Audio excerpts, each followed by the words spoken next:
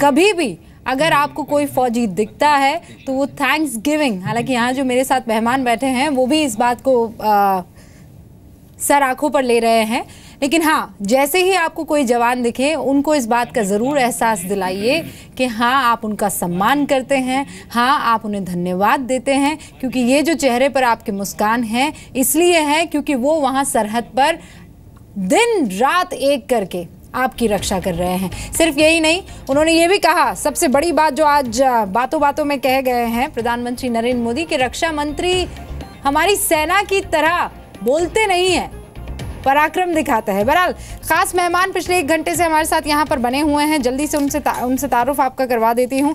Major गौरव retired हमारे साथ यहाँ पर बने हुए हैं, हमारे साथ मेजर डीपी सिंह रिटायर्ड यहाँ स्टूडियो में है, प्रेम शुक्ला साहब बीजेपी की तरफ से और अभय दुबे साहब कांग्रेस की तरफ से। सबसे पहले तो इस भाषण के ऊपर ही मैं आपसे रिएक्शन ले लेती हूँ। मेजर गौरव, देखिए, ये जो भाषण दिया प्रधानमंत्री जी ने तो बहुत अच्छा भाषण दिया। कहीं मैंने पूरा भाषण सुना और कहीं पे भी मुझे इसमें राजनीति वाली बात नहीं दिखाई दी।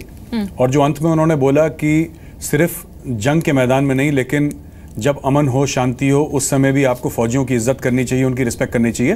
तो मैं तो उनके भाषण को बहुत वेलकम करता हूं, और ख़ास तौर से इसलिए कि उसमें मुझे राजनीति बिल्कुल भी दिखाई नहीं दी, उसमें सिर्फ उनका सम्मान दिखाई दिया फौजियों के लिए।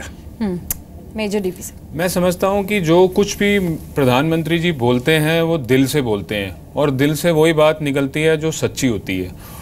और अगर इसमें किसी को राजनीति नज़र आ रही है तो शायद उनको खुद को इनसिक्योरिटी हो रही है कि ये काम हमने क्यों नहीं किए। तो अगर आप देश की सेना को, देश के वीर जवानों को इज्जत दे रहे हैं, सम्मान दे रहे हैं, वीर जवान आपकी अपनी मातृभूमि के लिए लड़ इसलिए रहे हैं क्योंकि उनको कुछ नहीं चाहिए, सिर्फ सम्मान चाहिए। और अगर वो सम्मान उनको वो दे रहे हैं तो उसमें गलत क्या है? मिलना चाहिए, बिल्कुल मिलना चाहिए। राजनीति नहीं होनी चाहिए। अभय दुबे जी, शौर्य है, शौर्य बीजेपी का या किसी एक प्रधानमंत्री का कैसे हो सकता है? ये तो देश का है ना, गौरव तो देश का है।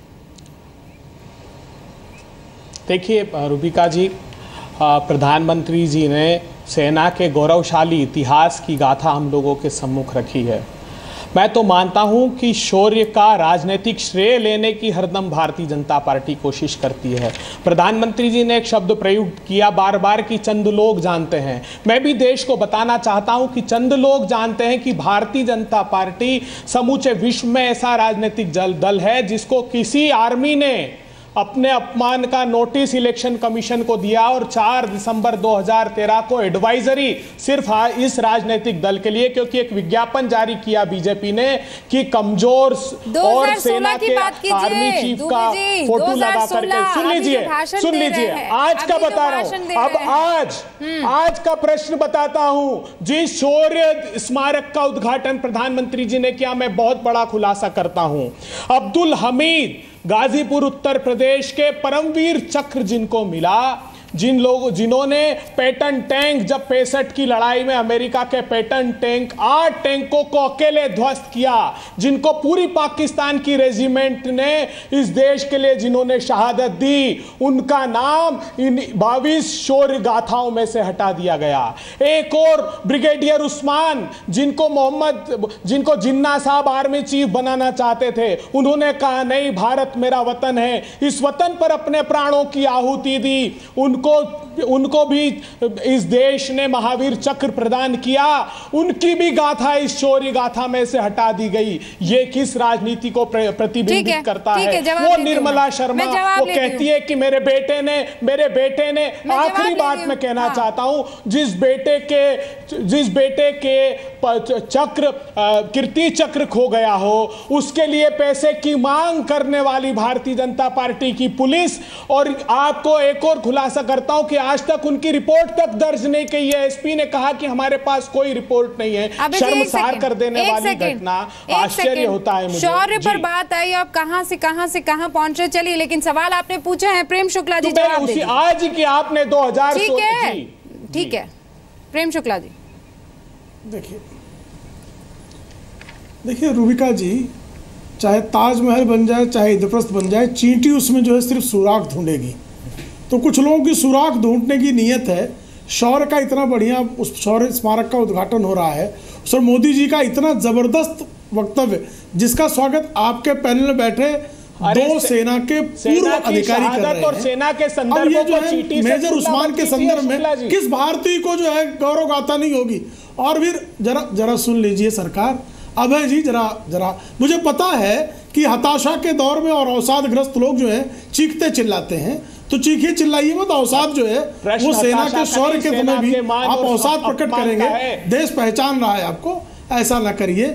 मेजर उस्मान के प्रति किस भारतीय को गर्व नहीं होगा, और वीर अब्दुल हमीद पे किस भारतीय को गर्व नहीं होगा, शहीदों और उनकी कोई जो है ऐसे गौरव ऐसे सम्मुख सुनाई गई, बिल्कुल नहीं निकाली जा सकती, संभव नहीं है, संभव नहीं है, संभव नहीं है, संभव ही नहीं है।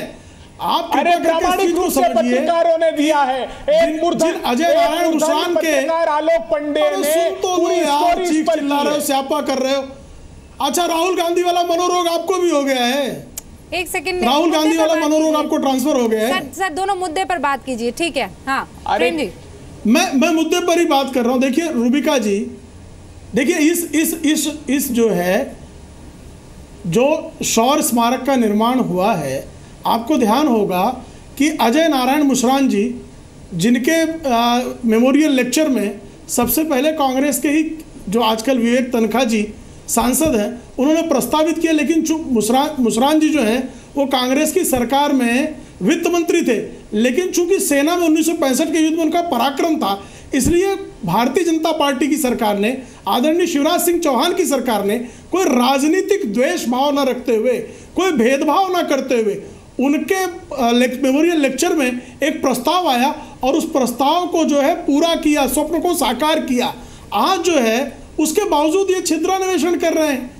देखिए, आपने पूरा मोदी जी का भाषण सुन लीजिए, एक भी राजनीतिक टिप्पणी नहीं है, एक भी श्रेय लेने के लिए चेस्ट थंपिंग नहीं है, बावजूद इसके चिल्ला रहे हैं, चीख रहे हैं कि तो क्यों कर रहे हैं, क्या संकट है इनके साथ, क्या संकट है?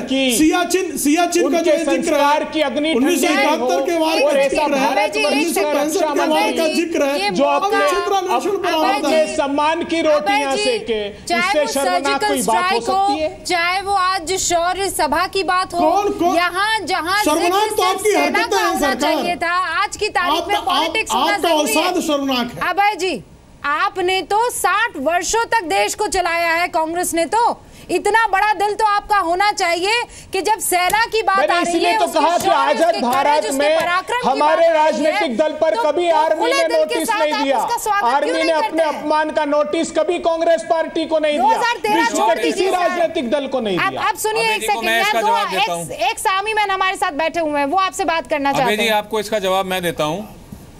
आप किसी के पास अपनी वेदना लेके तब जा सकते हैं जब आपको पता हो कि वो आपकी वेदना सुनेगा और उसके ऊपर कुछ हल देगा। 10 साल तक आपके रक्षा मंत्री जी बैठे रहे, उन्होंने एक फाइल तक मूव नहीं करी। मैं एक डिसेबल ऑफिसर खुद हूं, मुझे मालूम है कि डिसेबल कैटेगरी के ऑफिसर्स की, वॉर इंजर्ड कैटेगरी के ऑफिसर्स की क्या दुर्गति हो रही थी इस देश में। अब इस रक्षा मंत्री ने आकर उनके ऊपर कुछ काम किया है। मैं खुद उस कमेटी का मेंबर था जिसमें रिवोल्यूशन लाई गई है। तो अगर उसमें कुछ अच्छा काम हो रहा है और उस अच्छे काम के बारे में वो बता रहे हैं, तो आप उसमें राजनीति कहां ढूंढ रहे हैं भाई? आपने अपने वक्त में क्यों नहीं काम किया? उस समय काम करना चाहिए था ना आपको।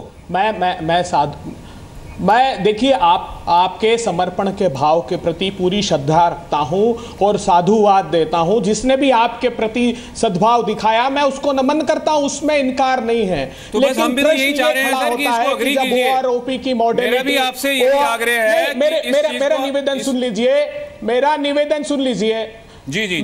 ओआरओपी की मॉडलिटीज जो हमने तय की थी, जिसके आदेश तीनों सेना को दे दिए गए थे, हमारे पास प्रति है। इतना बड़ा आंदोलन क्यों रिटायर्ड सैनिकों ने किया? वो यही तो कह रहे थे, जो राजनीति कहूंगा, उसका लाभ हमको दे दीजिए। जब इलेक्शन आने वाले थे, प्रधानमंत्री जी ने डिसेबिलिटी की बात की, डिसेबिलिटी की बात की, 45,000 से 27,000 पेंशन कर दी। जब देश के इलेक्शन होने वाले थे, हम आपको प्रणाम करें। हमने तुमने क्या होती है, सरकार है, सेना पूरे देश की है। हाँ, एक सेकंड प्रेम शुक्ला जी, अभय जी, एक डिसेबल्ड एक्स सर्विसमैन आपके सामने बैठा है, वो अपनी बात आपको ये कहते हुए बता रहे हैं कि 10 साल तक रक्षा मंत्री फाइल तक नहीं हिला पाए, तब भी आपको राजनीति सूझ रही है। और अगर आप मीठे शब्द और सेंटेंसेस से आज काम नहीं चलेगा सर। आपको OROP के बारे में मैं जवाब देता हूं सर। नहीं, आप जब इलेक्शन करने के लिए जा रहे थे तब आपने जाते जाते OROP के लिए सैंक्शन दे दी, वो राजनीति थी।